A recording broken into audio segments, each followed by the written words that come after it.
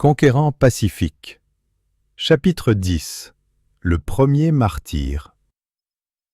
Étienne, le principal des 7 diacres, était profondément pieux et possédait une grande foi.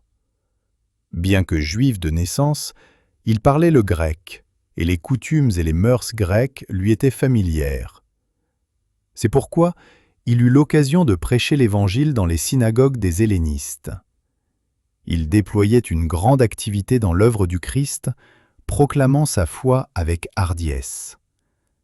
De savants rabbins et des docteurs de la loi se mirent à discuter avec lui, convaincus d'obtenir une victoire facile. Mais ils ne pouvaient résister à sa sagesse et à l'esprit par lequel il parlait. Non seulement il parlait sous la puissante influence du Saint-Esprit, mais c'était manifestement un homme qui étudiait les prophéties, et il était versé dans toutes les questions relatives à la loi. Il défendait habilement les vérités qu'il professait et confondait ses adversaires. Pour lui, la promesse s'accomplissait. « Mettez-vous donc dans l'esprit de ne pas préméditer votre défense, car je vous donnerai une bouche et une sagesse à laquelle tous vos adversaires ne pourront résister ou contredire. » Luc 21, versets 14 et 15. En constatant la puissance qui assistait la prédication d'Étienne, les prêtres et les magistrats furent remplis d'une haine farouche, et au lieu de reconnaître le bien-fondé de ses arguments, ils décidèrent de le réduire au silence en le mettant à mort. En maintes occasions, ils avaient soudoyé les autorités romaines afin que celles-ci ferment les yeux lorsque les Juifs avaient contourné la loi afin de pouvoir juger, condamner et exécuter des prisonniers selon leurs coutumes nationales. Or, les ennemis d'Étienne ne doutaient pas qu'ils puissent suivre à nouveau ce procédé sans encourir de danger. Ils décidèrent donc de risquer les conséquences de leur acte. Ils saisirent Étienne et l'amenèrent devant le Sanhédrin pour le juger. Des savants juifs des pays voisins furent convoqués pour réfuter les arguments du prisonnier. Saul de Tarse était présent à ce procès, et il prit une part active dans l'accusation de ce dernier. Il apportait tout le poids de l'éloquence et de la logique des rabbins pour aggraver son cas et convaincre les gens qu'il prêchait des doctrines trompeuses et dangereuses.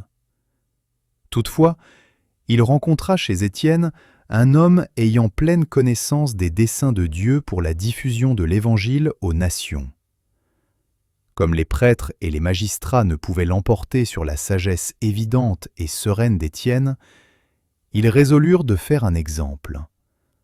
Tandis qu'ils assouviraient ainsi leur haine vengeresse, ils empêcheraient les autres, par la crainte, d'adopter la croyance du disciple. Ils produisirent de faux témoins qui affirmèrent l'avoir entendu proférer des paroles blasphématoires contre le temple et contre la loi. « Nous l'avons entendu dire, » déclarèrent ces témoins, « que Jésus, ce Nazaréen, détruira ce lieu et changera les coutumes que Moïse nous a données. » Comme Étienne était devant ses juges pour répondre à l'accusation de blasphème qui lui était imputée, une lumière divine resplendit sur son visage.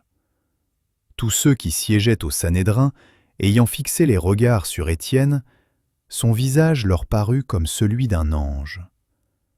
Plusieurs de ceux qui virent cette lumière tremblèrent et se voilèrent la face. Mais l'incrédulité et les préjugés tenaces des magistrats ne faiblirent pas. Quand on questionna Étienne sur la véracité des accusations qui pesaient sur lui, il commença sa défense d'une voix claire et vibrante, qui résonna dans la salle du Sanhédrin. En termes qui tenaient l'assemblée sous son charme, il se mit à faire le récit de l'histoire du peuple élu. Il fit preuve d'une connaissance parfaite de l'économie juive et de son interprétation spirituelle, rendue maintenant manifeste en Christ. Il répéta les paroles prophétiques de Moïse relatives au Messie. « L'Éternel, ton Dieu, te suscitera du milieu de toi, d'entre tes frères, un prophète comme moi. Vous l'écouterez. » Il confessa sa fidélité au Seigneur et à la foi juive, tout en déclarant que la loi où les Juifs espéraient trouver le salut n'avait pu sauver Israël de l'idolâtrie. Il rattacha Jésus à toute l'histoire juive. Il évoqua la construction du temple de Salomon et les paroles du fils de David et d'Ésaïe. « Mais le Très-Haut n'habite pas dans ce qui est fait de main d'homme, comme dit le prophète. Le ciel est mon trône, et la terre mon marchepied. Quelle maison me bâtirez-vous, dit le Seigneur, ou quel sera le lieu de mon repos? N'est-ce pas ma main qui a fait toutes ces choses? » Lorsqu'il arriva à ce passage de l'Écriture, un tumulte se produisit dans la foule. Quand il montra le lien entre le Christ et les prophéties et parla du temple, le grand prêtre, feignant l'indignation, déchira ses vêtements. Cet acte avertit Étienne que sa voix serait bientôt réduite à jamais au silence. Conscient de la résistance que rencontraient ses paroles, il comprit qu'il rendait son témoignage pour la dernière fois. Interrompant alors le fil de son récit, il se tourna vers ses juges, devenu furieux, et s'écria « Hommes au cou raide, incirconcis de cœur et d'oreille, vous vous opposez toujours au Saint-Esprit. Ce que vos pères ont été, vous l'êtes aussi. Lequel des prophètes vos pères n'ont-ils pas persécuté? Ils ont tué ceux qui annonçaient d'avance la venue du juste, que vous avez livré maintenant, et dont vous avez été les meurtriers, vous qui avez reçu la loi d'après des commandements d'anges et qui ne l'avez point gardée. » À ces paroles, les prêtres et les magistrats, exaspérés, écumèrent de rage. Agissant comme des bêtes de proie plutôt que comme des êtres humains, ils se ruèrent sur Étienne en grinçant des dents. Sur les visages cruels qui l'environnaient, le prisonnier déchiffra son destin. Mais il ne faiblit pas un seul instant. La mort ne lui faisait pas peur. Les prêtres déchaînés et la foule excitée ne provoquaient en lui aucune crainte. La scène qu'il avait devant lui disparaissait à ses yeux. Les portes du ciel s'entr'ouvaient à ses regards, et il vit la gloire de ses parvis, et le Christ se levant de son trône, prêt à intervenir en faveur de son serviteur. Étienne s'écria d'une voix triomphale. « Voici, je vois les cieux ouverts et le Fils de l'homme debout à la droite de Dieu. » L'entendre décrire le spectacle glorieux que ses yeux contemplaient, c'était plus que ses persécuteurs n'en pouvaient supporter. Ils se bouchèrent les oreilles pour ne pas écouter les paroles d'Étienne, et en poussant des cris tumultueux, ils se précipitèrent tous ensemble sur lui, le traînèrent hors de la ville et le lapidèrent. Étienne priait et disait « Seigneur Jésus, reçois mon esprit. » Puis, s'étant mis à genoux, il s'écria d'une voix forte « Seigneur, ne leur impute pas ce péché. » Et après ces paroles, il s'endormit. Aucune sentence légale n'avait été prononcée au sujet d'Étienne, mais les autorités romaines furent soudoyées par d'importantes sommes d'argent pour qu'on ne fît pas d'enquête sur le cas du disciple. Le martyre d'Étienne fit une profonde impression sur tous ceux qui y assistèrent. Le souvenir du sceau de Dieu imprimé sur son visage, celui de ces paroles qui touchèrent jusqu'à l'âme les hommes qui les entendirent, se gravèrent dans leur mémoire et témoignèrent en faveur de la vérité qu'il avait proclamée.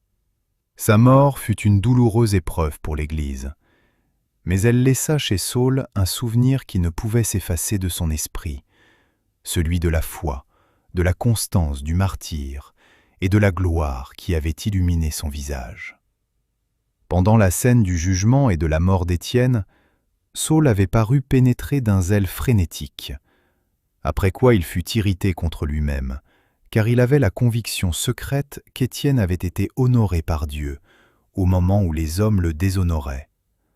Saul continua à persécuter l'Église, chassant les croyants, les arrachant de leurs maisons et les livrant aux prêtres et aux magistrats pour les faire envoyer à la prison et à la mort.